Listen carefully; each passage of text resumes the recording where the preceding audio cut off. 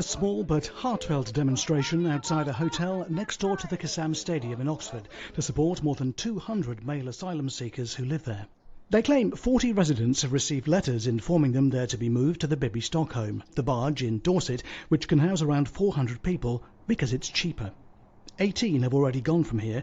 One shared this video of the view from his cabin. Few who remain can bear the thought of being uprooted. This man came to the UK on a student visa and wants to remain anonymous. I appealed I have to appeal in 5 days, then I appealed, but they rejected me.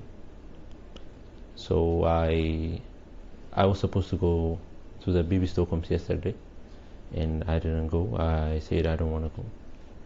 So now they will kick me out from the hotel, and soon I will be homeless.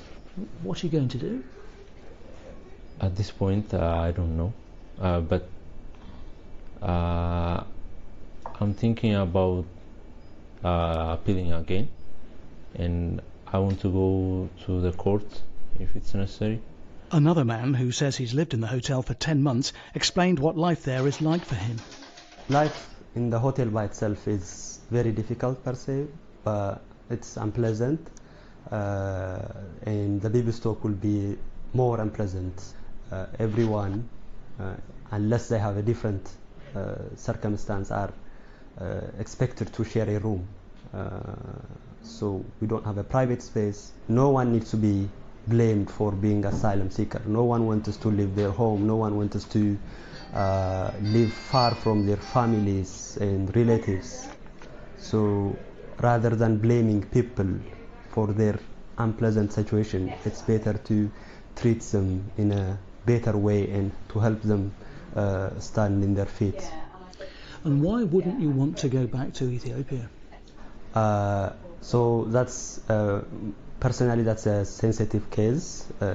I prefer not to say it on the camera. I spoke to one local GP who supports people who are living here at the hotel, and he says, I'm very concerned for the asylum seekers being given these short notices that they will be relocated to the Bibby Stockholm. Many have been our patients for over a year and have developed strong links with the community. Having fled persecution and violence, many suffer with post-traumatic stress and other medical conditions, making some very vulnerable. The men receive 3 meals a day here and £9 a week to spend. A return bus trip into the city centre would take nearly half that, so the charity Asylum Welcome in East Oxford provides bicycles and other support at drop-in sessions. They say the Bibby Stockholm issue isn't the only one they're dealing with right now. You've got two dynamics.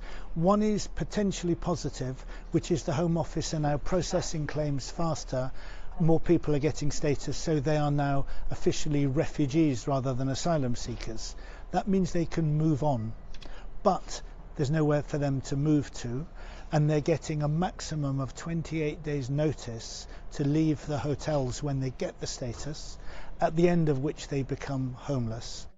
Oxford University is recognised as a university of sanctuary, but some students say they're frustrated more can't be done to help the asylum seekers. We can make our voices heard. We, as students in Oxford, are in a very privileged position, and we want to use that position to make sure that the voices of people who are speaking against this are being amplified. The Home Office issued a statement in which they said the Bibby Stockholm is part of the government's pledge to reduce the use of expensive hotels and bring forward alternative accommodation options which provide a more cost-effective, sustainable and manageable system for the UK taxpayer and local communities. They go on to say that the use of vessels is a tried and tested approach that mirrors that taken by our European neighbours. There is an on-site primary health service to reduce the impact on local NHS services. The Bibby Stockholm has previously safely and comfortably housed workers from various industries. People who come here illegally won't have their asylum claim considered in the UK and instead can be detained and swiftly removed.